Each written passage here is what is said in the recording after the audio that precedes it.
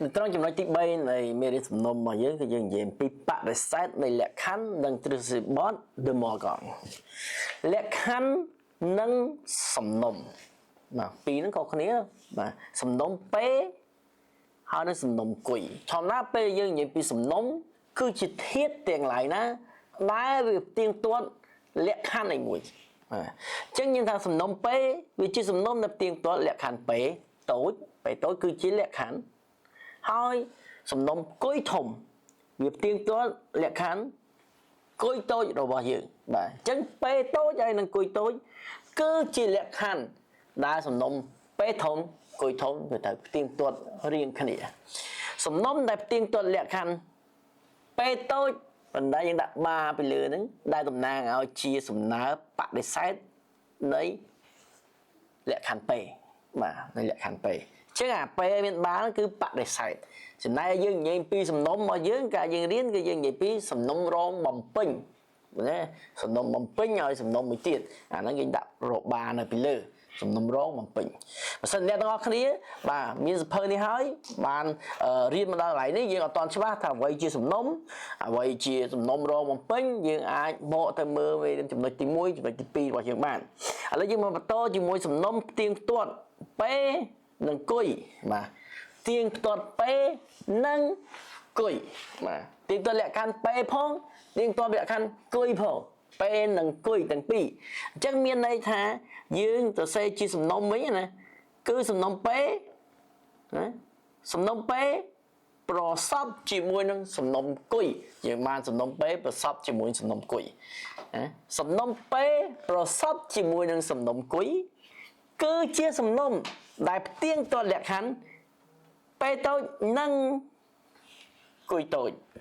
តើចំណុចឡើយហ្នឹងឯងបាទអានេះគឺសញ្ញាប្រសពណាយើងបានរៀនrồiអញ្ចឹងសំណុំដែលផ្ទៀងទាត់ពេតូចឬគុយលក្ខខណ្ឌពេតូចឬគុយយើងហៅសំណុំថាម៉េចសំណុំពេប្រជុំជាមួយនឹងសំណុំគុយអាហ្នឹងគឺសញ្ញាប្រជុំអក្សរអុយហ្នឹងណាបាទអញ្ចឹងសំណុំពេប្រជុំជាមួយសំណុំគុយធំមកយើងគឺវាផ្ទៀងផ្ទាត់លក្ខខណ្ឌពេតូចឬគុយតូចអូខេអាឬហ្នឹងមិនមែនលេងសើចទេអស់នេះឬហ្នឹងគឺអ្នកនរគ្នាតែមើលឃើញប្រយ័ត្នទីមើលអត់ឃើញកន្លែងហ្នឹងនេះនឹងឬបាទនឹងឬហេតែញែកគ្នាដាច់យើងធ្វើលំហាត់គំរូយើងនឹងបានពិភាក្សានេះបន្ថែមបើលក្ខខណ្ឌពេបើលក្ខខណ្ឌពេជាលក្ខខណ្ឌមួយដែលនាំឲ្យមានលក្ខខណ្ឌគុយណាយើងរៀននៅមេរៀនចំណុចទី2របស់យើងដឹងហើយពេនាំឲ្យគុយវាមានន័យថាម៉េចមានន័យថាពេគឺជាសមិទ្ធកម្មដែលឲ្យយើងសន្និដ្ឋានបាននៅលក្ខខណ្ឌគុយអូខេវាផ្ទៀងផ្ទាត់យើងបានមិនបើសិនមកលក្ខខណ្ឌពេបាទវានាំមកមានគុយអញ្ចឹងយើងបានសំណុំពេវាស្ថិតនៅក្នុងសំណុំគុយ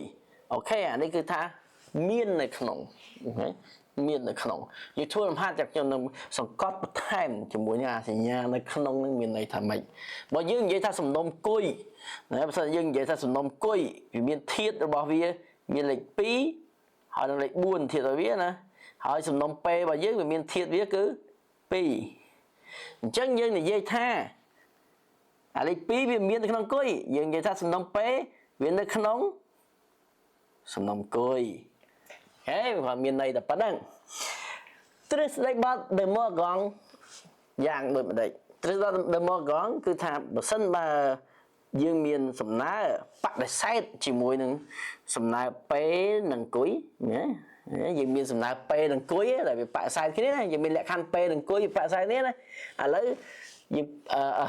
បដិសេធយើងមានសំណើពេនិងគុយមកចកោមនេះហើយយើងចង់បានសំណើបដិសេធនៃពេនិងគុយហ្នឹងអញ្ចឹងវាស័កមូលជាមួយនឹង